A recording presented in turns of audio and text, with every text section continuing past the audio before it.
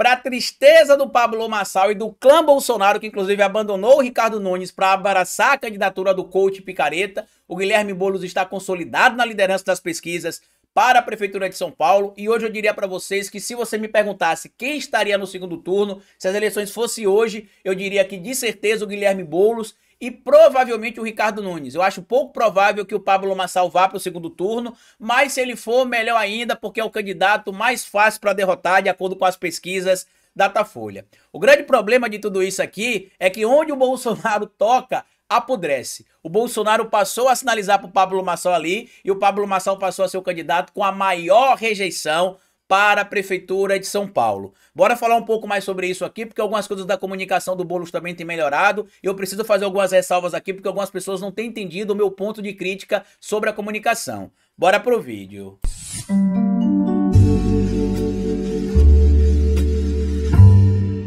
Pois bem, meu povo, antes de seguir esse vídeo, eu queria pedir a você que deixasse like no começo do vídeo, porque se deixar lá pro final você esquece. E queria pedir a você também, se puder colaborar com o nosso trabalho, que seja membro do canal, apoiador. É uma maneira que você tem de manter o nosso canal existindo aqui de forma independente. E se puder colaborar de qualquer outra maneira com o nosso trabalho, além de ser membro do canal e apoiador, eu peço a você que colabore também com o nosso Pix. Pix do canal é esse que aparece o QR Code aqui no alto do vídeo para você. E você pode colaborar se quiser, quando quiser e se puder. Caso você não consiga fazer a leitura aqui do nosso QR Code, porque vai estar vendo esse vídeo em um tablet ou em um celular, você pode colaborar digitando o nosso endereço de Pix, que é ohistoriadoroficial@gmail.com. Já tem um certo tempo que eu venho dizendo para vocês aqui que o Bolsonaro ele mais atrapalha algumas candidaturas do que ajuda. Uma pesquisa feita pelo próprio Datafolha em março desse ano mostrou que 64% dos eleitores da capital do estado de São Paulo não votariam de jeito nenhum em um candidato apoiado por Bolsonaro. E 43% dizia que não votaria de jeito nenhum em um candidato apoiado por Lula. Ou seja, Lula teria uma rejeição 21% menor que o próprio Jair Messias Bolsonaro. E a gente consegue ver, inclusive, o efeito dessa rejeição sendo transferida para o Pablo Marçal. Por quê? O Pablo Marçal, que inclusive aparece em empate ali com o Ricardo Nunes, ele tem 22%, o Ricardo Nunes também 22%, e o Guilherme Boulos lidera a pesquisa para a Prefeitura de São Paulo. O que acontece? A gente consegue perceber que o Bolsonaro conseguiu transferir a tal rejeição que ele tinha para a rejeição do próprio Pablo Marçal. E isso, inclusive, é perceptível nos dados que a pesquisa traz aqui, que mostram, para vocês terem noção,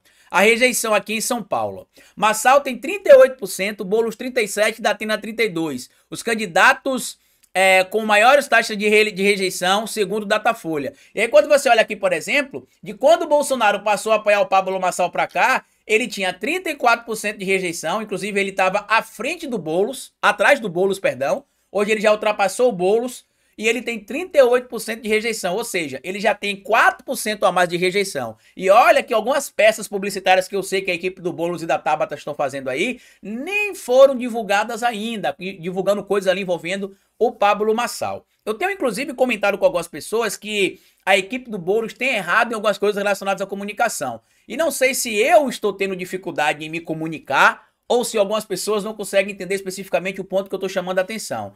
Quando eu falo que a equipe do Boulos está com dificuldade de se comunicar, eu não estou pedindo para a equipe do Boulos xingar o Pablo Marçal, eu não estou pedindo para a equipe do Boulos provocar o Pablo Marçal e nem estou pedindo para o Boulos provocar o Pablo Marçal. O que eu tenho pedido já tem algumas semanas aqui é que a equipe do Boulos e a equipe dos outros candidatos também, eu conheço esses dois livros e tem um terceiro que não está aqui, que é As 48 Leis do Poder, que são os materiais que servem de base para o Pablo Marçal promover provocações ao Boulos, provocações à Tabata, provocações ao Datena e provocações ao próprio Ricardo Nunes, que aparenta ser, entre todos os outros candidatos que têm participado dos debates com o Pablo Marçal, o único que entendeu as estratégias que estão nestes dois livros. Ó. Este livro aqui, As 38 Estratégias para Vencer um Debate, Qualquer Debate, né, A Arte de Ter Razão, e esse outro aqui que é A Arte de Ter Razão, Como Vencer Qualquer Debate Sem Precisar Ter Razão, os dois aqui do Arthur Schopenhauer. E eu, inclusive, já venci vários debates assim, não sem ter razão, né, mas entendendo como é que essas figuras da extrema-direita utilizam as técnicas presentes nesse livro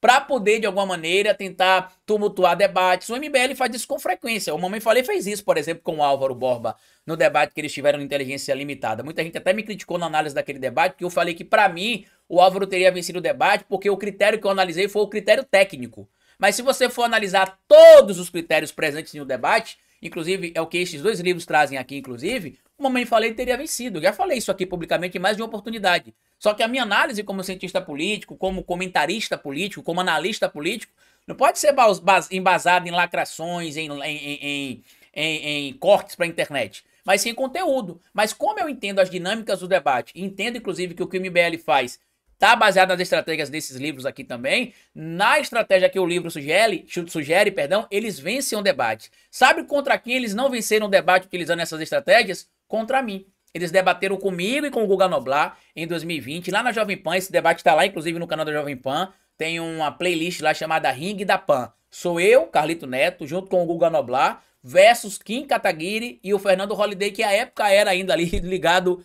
ao MBL, né? Então vocês conseguem ver ali que eu consegui desconstruir essas estratégias, inclusive com essas provocações. O Kim vinha me provocar, o Holliday vinha me provocar e eu simplesmente ignorava. Por quê? Porque uma das estratégias, inclusive presente nesse livro aqui, ó, as 38 estratégias de como vencer qualquer debate sem ter razão, ela diz aqui, por exemplo, que uma das estratégias você tem de fazer o quê? Provocar o oponente, desequilibrar o oponente, utilizar a psicologia da negação. Então aqui, ó, são 38 estratégias, ó. Eu utilizo, inclusive ele até tá meio manchado aqui, como se fosse velho, ó. Tá vendo aí? Porque eu tenho esse livro aqui desde 2019 para 20. Eu não sei se ele foi lançado aqui no Brasil em 18 ou 17. Aqui, aí. Tá vendo? Chega a tá pegando uns bolozinhos aqui por dentro, aí.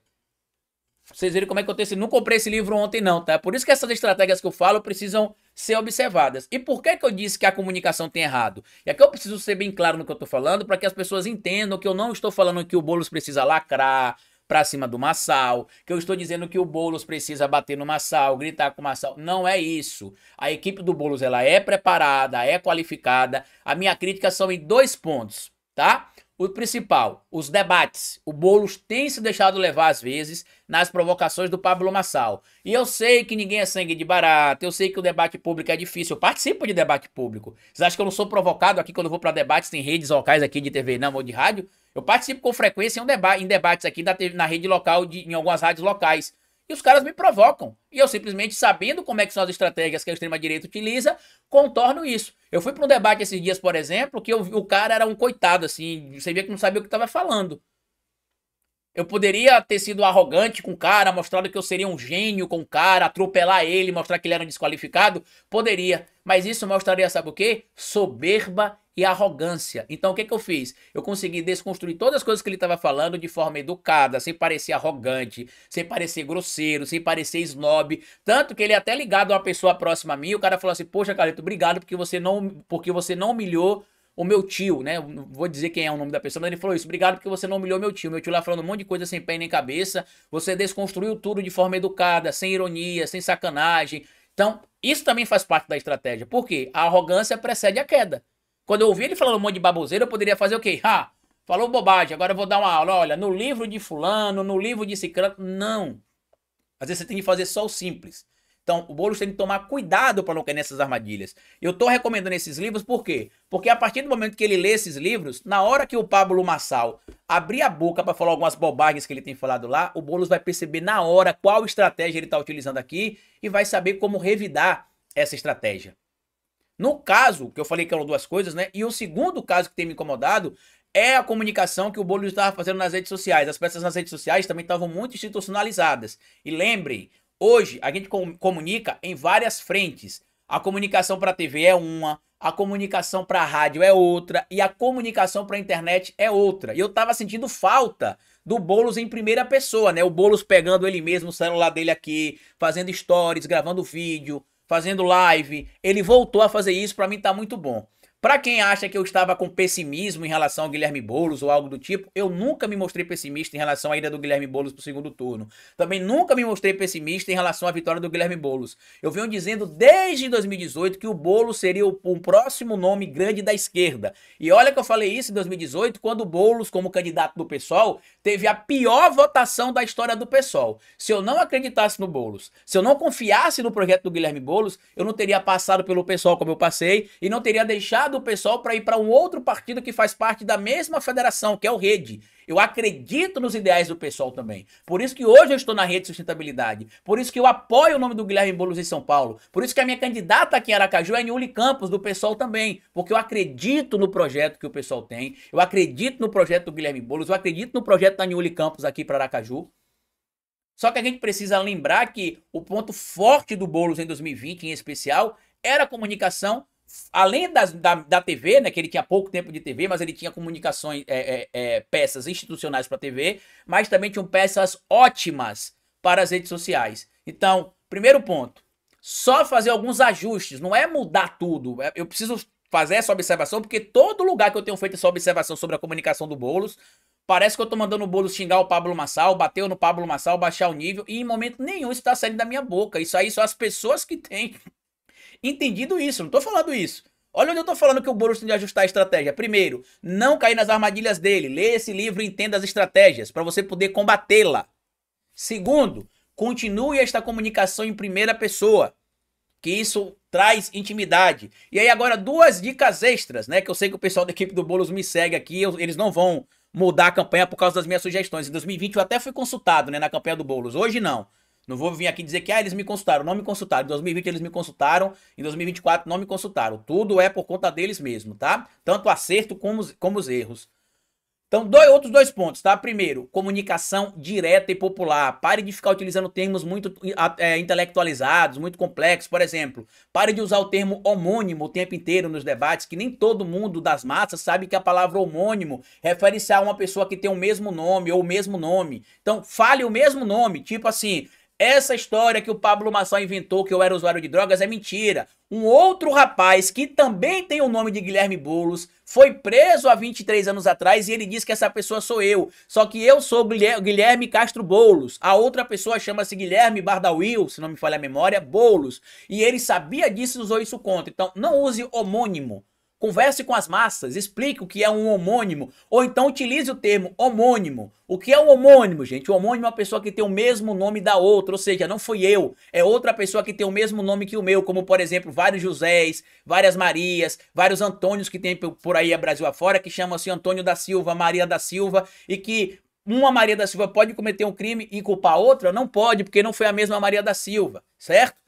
E a outra dica aqui, que inclusive o Guilherme Boulos já segue, não por minha orientação, evidentemente, quero deixar bem claro aqui que eu não estou querendo parecer arrogante ou soberbo, tá? Pra dizer que eu tô dando dica, né? Mas eu sei que tem gente da equipe do Boulos que me segue, eu sei que o Boulos acompanha meu trabalho também, tem um respeito muito grande por mim, você sabe, Boulos, o carinho que eu tenho por você, meu irmão. Eu acho que eu fui um dos poucos doidos, quando todo mundo dizia que eu tava maluco, que eu falava, escrevam aí, o Boulos é o próximo nome da esquerda forte no Brasil. Eu falei isso no dia seguinte à eleição de Bolsonaro em 2018. Eu não tô falando isso agora que o Boulos foi o segundo deputado mais votado do Brasil, que foi o deputado federal mais votado de São Paulo. Não, eu tô falando isso antes, quando o Boulos tinha sido o pior candidato à presidência da história do PSOL, tá? E a outra coisa, né, pra finalizar, continue grudando a imagem do presidente Lula ao Boulos. Por quê? O Lula, ele é bem visto em públicos diferentes do Boulos. Por exemplo, o Boulos lidera entre os mais ricos, os mais intelectualizados e os mais jovens. O Lula lidera entre os mais pobres, os menos escolarizados e os mais velhos. Se conseguirem fazer esse casamento perfeito aqui, vai ser a maravilha. O Boulos vai ultrapassar tranquilamente 32%, 35%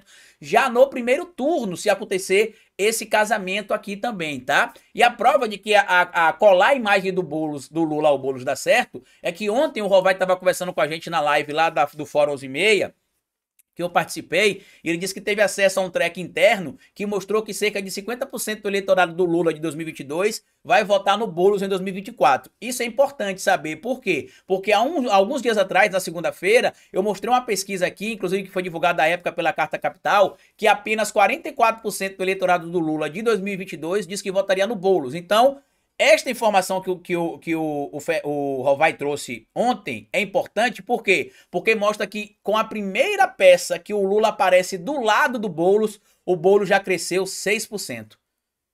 Então o Lula consegue transferir mais votos para o Boulos. O Lula vai conseguir trazer mais votos para o Boulos. Então eu acredito muito nisso. Tá? Nunca tive dúvida da ida do Boulos pro segundo turno, nem da vitória do Guilherme Boulos. Mesmo com algumas pesquisas mostrando que o Ricardo Nunes vence o Boulos no segundo turno, eu ainda acredito que o Guilherme Boulos vence em qualquer cenário, com o Ricardo Nunes, com Datena, com Tabata Amaral, com Pablo Marçal. Eu acredito nisso. E só pra vocês terem noção, até pesquisa Paraná Pesquisa, que é daquele instituto ali ligado ao bolsonarismo, né, que divulga com frequência pesquisas favoráveis ao clã Bolsonaro, até na Paraná Pesquisas o Boulos aparece liderando também, tá certo?